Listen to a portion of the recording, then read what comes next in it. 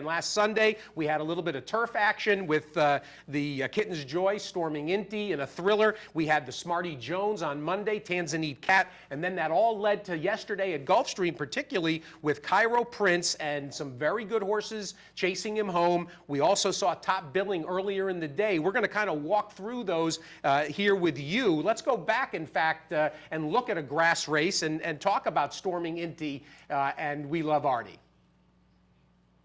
Well, this was actually, a pretty good race for early in the year. I don't know where it's going to stand as far as a major Derby prep, but I think both those horses certainly look like they can move forward. We missed Artie, obviously we know more about from last year, but you have to listen. Nowadays on a Derby trail, you have to take into consideration every race, whether it's on the grass or whether it's on synthetic or no matter what track it's run at, because you never know where a Derby winner is going to come from. We've had Derby winners come from Sunland Park and from Turfway Park and all around the country, so one never knows. That's for sure, and of course, one piece of the trail when it comes to the Derby lead-up through Arkansas at Oaklawn, between the series of good performances we've had from Arkansas Derby winners and even horses that didn't win. We look at the Smarty Jones. This is Tanzanite Cat, and there's a pretty neat story going on down there. Cody Autry off to a great start at the meet, as is Norberto Arroyo Jr., kind of rooting for him. Here's the Smarty Jones finish, and Tanzanite Cat, obviously feels like a B player right now, but this was a nice performance stretching out. Yeah, I don't know what he beat. The big favorite in there was Coastline, who ran a good even race, and he's a nice horse. But right now the Oaklawn horses we don't know about. You can't knock Tanzania Cat. He's won 2 in a row. I don't know how far he wants to go by Graham Hall out of a Mount Livermore mare. I do love the name Cody Autry. I gotta tell you, if anybody should be associated with horses, it's somebody whose name combines Gene Autry and Buffalo Bill. But I'm bummed. Also notable in that race, though, was the horse that ran second, Walt, who came out of that springboard mile at Remington, which of course produced Will Take Charge last year. Walt finished 4th, so I think we still have now to look forward to the runners that ran 1st, 2nd, and 3rd, and particularly that horse that ran 2nd in that Remington Springboard Mile, Noble Cornerstone. Yeah, for sure. I actually like Noble Cornerstone. I'm looking forward to his first start back. The Springboard Mile. Listen, the funny thing is, you look at the Springboard Mile and you look at races like the Smarty Jones. Will Take Charge came out of both of those races. That's right. That's right. So, but Noble Cornerstone, he could be any kind. I really liked his race. He was closing really well in there, and I thought Louis Flower looked good. And Walt actually ran a good race after winning his first 2 starts very impressively. So, if they can make the transition from Retama, into the big time, then fine. I don't know about his pedigree, his sires by City Zip. So you don't know how far he wants to go, or what his class factor is. But as of now, he's certainly moving in the right direction.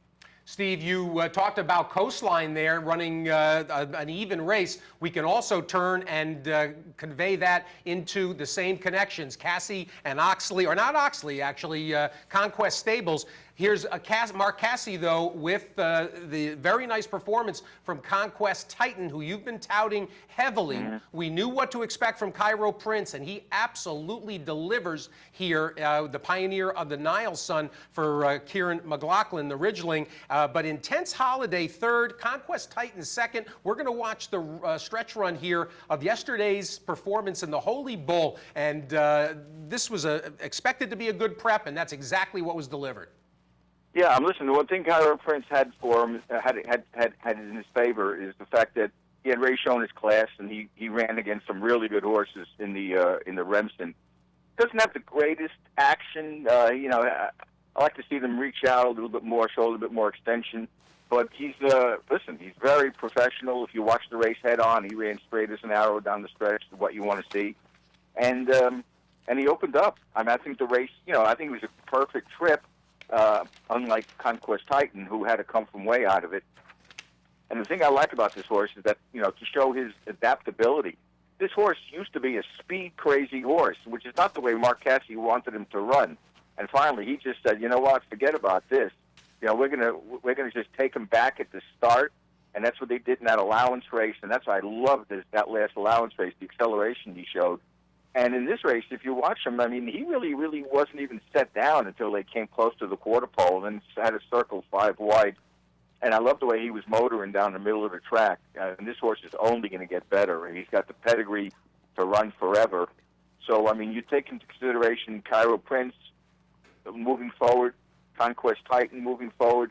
And Intense Holiday, this horse gets better with every start. He also ran well in the Remsen. If you watch, he was showing good acceleration in the stretch. And remember, that was a race where they went 117 and 2 for the first 3 quarters and flew home the last 2 8s and 11 and change. Each 8, and he was closing into it. He actually closed faster than anybody in that field. So I mean, he's a horse that, you know, talent-wise, I don't know how he stacks up, but he is getting better with every start. And again, he's another horse who's bred to go on. And if you look at all 3 of these horses, by the way, and I wrote a whole column about how so many of these 3-year-olds traced to Fabiano, especially in the sire side, and through his son Unbridled. Well, Cairo Prince does through Pioneer of the Nile, and Conquest Titan does, and Intense Holiday does. I mean, everything you see right now is either tracing to Fabiano through Unbridled or to AP Indy, especially through Tappet, who Tappet also traced to Fabiano. So pedigree-wise, I like the fact that the top half dozen horses or so this year all look like they want to go on. You don't have any of these, you know, Uncle Mo types or Shanghai Bobby types where you really don't know because they've been so brilliant. All these horses look like they really want a mile and a quarter, which you like to see this time of the year. Well, and I suppose we also should mention as part of this, before we watch Top Billing's performance, we should mention, you know, this was a very serious pace, and Cairo Prince was attending it, and he finished. Now, you look here, and there's a few horses that absolutely tired badly in here, none worse than Coup de Gras, who was just flat out bad. Mr. Speaker... Well, he had to take up pretty good at the 5/16 pole, and they shut him right off the rail. Now, granted, didn't look like he was going anywhere at that point, but he wouldn't have finished as badly as he did because he really did have to take up. What happened to Wicked Strong? I have no clue. I thought he was in perfect position.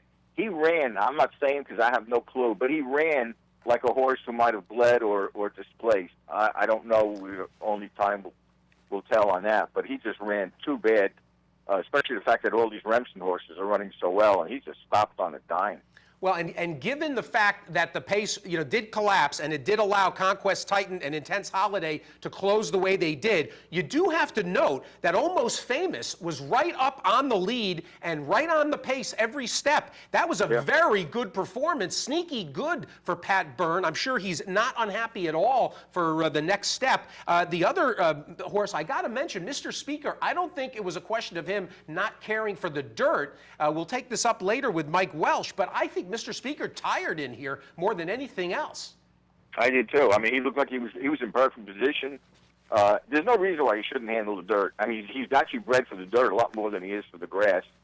So I don't know why he tied. Maybe, listen, we don't know. We're basing everything on the Dania Beach, so we really don't know whether Shook's going to give him one more shot or give up and go back to the grass. There really isn't that much to run on the grass. I would probably give him one more shot, but he really just didn't show much at all. I mean, there was just nothing there when the real running came.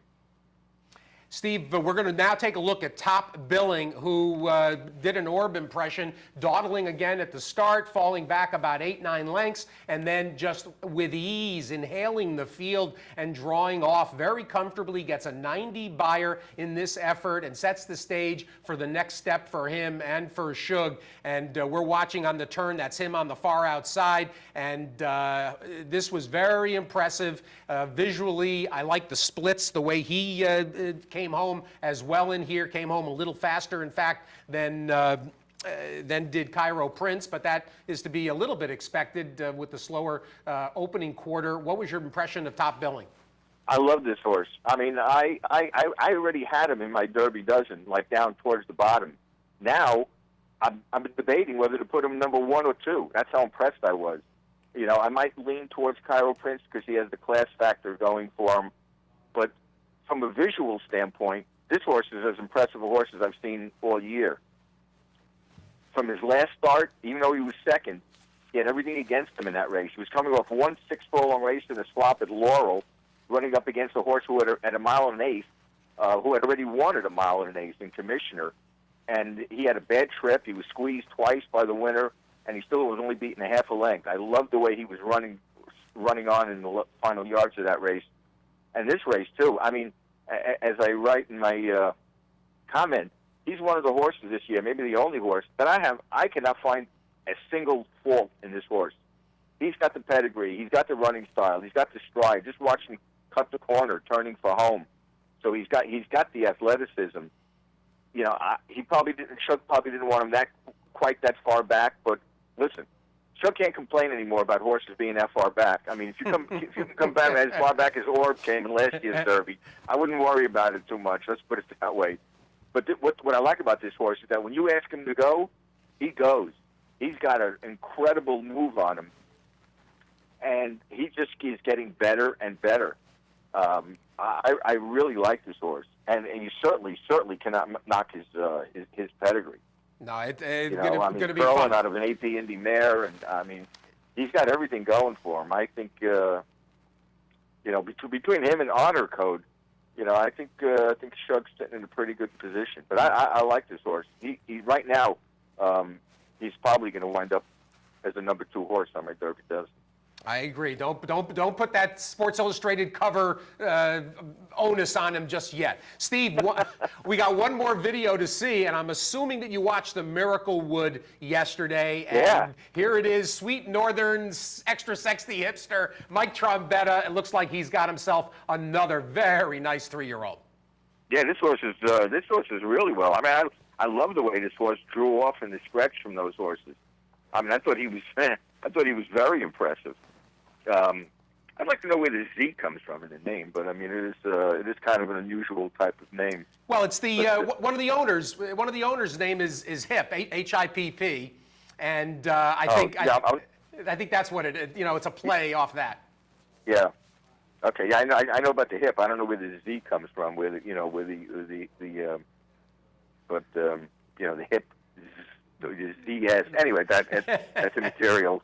But no, I think Trombetta's got himself a really, really nice horse. Again, I like the way he laid off the pace and the way he opened up with ease. And I think he beat a really, really nice horse too in joint custody. So, for this early in the year, but these are probably a couple of the best horses coming out of Maryland I've seen in several years. But an extra sexy hipster. Listen, he's by a son of Pulpit. His dam is by Freud. How far he wants to go, I don't know. But can't knock his races. When he wins big. He's won 3 races, all by 3.5 and farther. And when he won to Don Rickles, he got a 93 buyer. I don't know what he got in this race, but it should be pretty good. I mean, you run 136 and change at Laurel. I mean, that's running. I mean, they only closed him like 13-1, but still, I mean, he was handwritten to the wire. Wasn't asked for anything, by Pimentel, and I think he's got a nice future. 92 buyer for extra sexy. Okay, that's Zipster. good. Not bad at all. And of course, there's some other spots here and there, Steve. We'll save them. We're looking forward to tomorrow's release of the Derby Dozen, the first of the year. The good news is there's good 3-year-olds emerging all over the country. Oaklawn Fairgrounds, Florida, New York, Laurel, everywhere. And it'll start to get serious here over the coming weeks. Yeah, listen, we even had a nice Calbred win the California Crown. The 2 horses that ran 1-2 in that race. Yep. Looked like really nice horses. So again, you don't know where they're going to come from. And we know where to go, though, when we want to talk 3-year-olds. Steve Haskin, of course, follow him at Twitter under Steve Haskin, and every day at Blood Horse, the inimitable and enjoyable Steve Haskin. Thanks as always.